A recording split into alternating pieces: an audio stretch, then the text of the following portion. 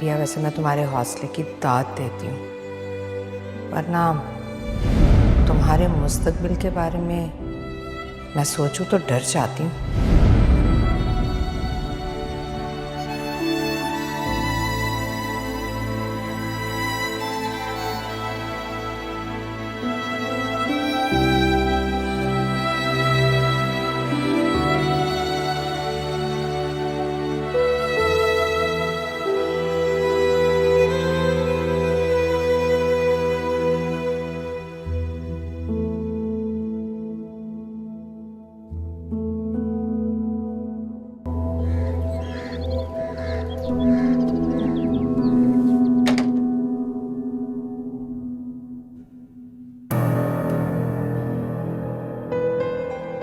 अरे एनी बीबी, आप यहाँ?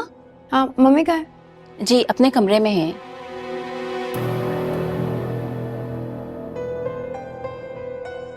ये कौन है? ये बिया बीबी है, वली साहब की मेहमान है। दानियाल की बीवी यहाँ क्या कर रही? आप बैठे ना, खड़ी क्यों हैं? जानती हूँ, ये मेरा घर है। जब दिल चाहेगा बैठ जाऊंगी, किसी की इजाजत की जरूरत नहीं है मुझे। साबरा जी चाय ऊपर मम्मी के रूम में लगा दो। जी अच्छा।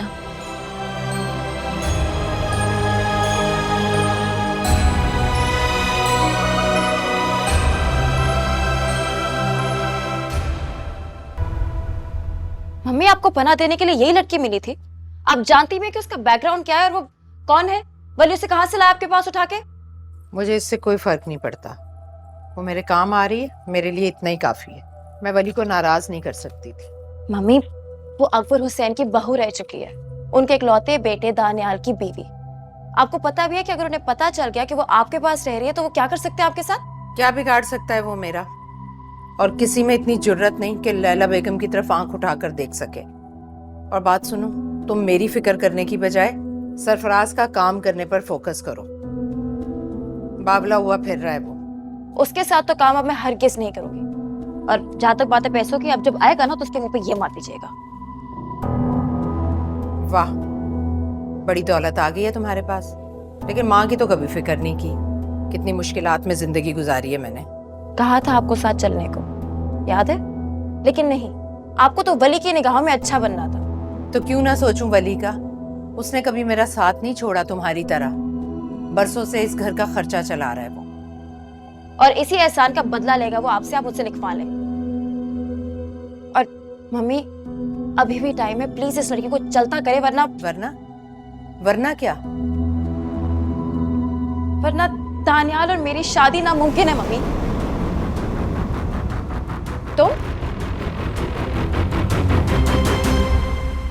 तुम यहाँ पे खड़े हो के हम माँ बेटी की बातें सुन रही हो? नहीं, मैं तो बस ये चाय। तुम मुलाजमा इस घर की जो यहाँ चाय लाई हो? तुम्हें किसी ने तमीज नहीं सिखाई है? दरवाजा नॉक करके आते हैं कमरे में। तुम्हारा दिमाग तो ठीक है, ये मेहमान है हमारी। मेहमान? सिर्फ मेहमान की हैसियत दे सका तुम्हें? आगे का क्या इरादा है? निकाह करेगा या इसी तरह मेरी मम्मी की जिम्मेदारी बनाए रखेगा तुम्हें? बिया, तुम चाय रख दो और जाओ यहाँ से बेटा। जी।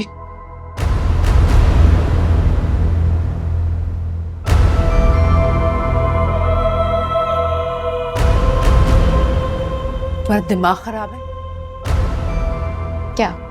तो ठीक ही तो कह रही हूँ मम्मी। जो कहानी वली और इस लड़की ने आपको सुनाई ना, उस पर यकीन करेंगी तो मुंह की खाएंगी। हकीकत तो इससे कहीं ज्यादा भयानक और मकरू है। इससे क्या फर्क पड़ता है कि कहाँ से आई है वो? मेरे अकेलेपन का सहारा है वो। तुम तो छोड़कर चली गई थी ना। ओहो मम्मी, इससे ज्यादा ऐश वाली जिंदगी तो मैं आपको दे सकती हूँ। आप मेरा साथ तो दें।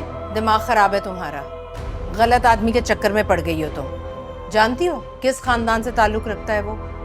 जिन लोगों ने तुम्हारी माँ को कबूल नहीं किया, तुम्हें करेंगे? मम्मी, दानियाल वली के डैड की तरह एक कमजोर इंसान नहीं है।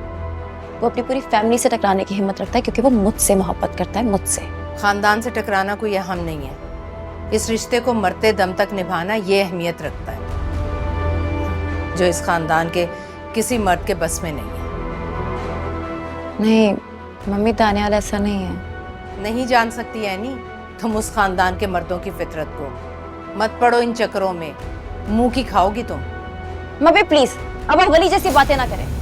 आप दानियाल से मिले बगैर उसके बारे में कोई राय नहीं दे सकते। चलो ठीक है, अगर वो तुमसे इतनी मोहब्बत करता है ना तो उसे बोलो कि रिश्ता लेकर बाकायदा तौर पर मेरे पास आए, दे अपनी मोहब्बत का सबूत। सच? आप सच कह रही हैं मम्मी? जाहिर है हमारी भी कोई इज्जत है, धूमधाम से ब्याह कर ले जाए तुम्हें। अगर तुम चाहती हो कि शादी के बाद ससुराल में तुम्हारी इज्जत हो तो उसे बोलो कि अपने खानदान के साथ आए और रुखसत करा कर ले जाए तुम्हें। हमने तो छुप कर शादी की थी, अंजाम क्या हुआ? वही तलाक।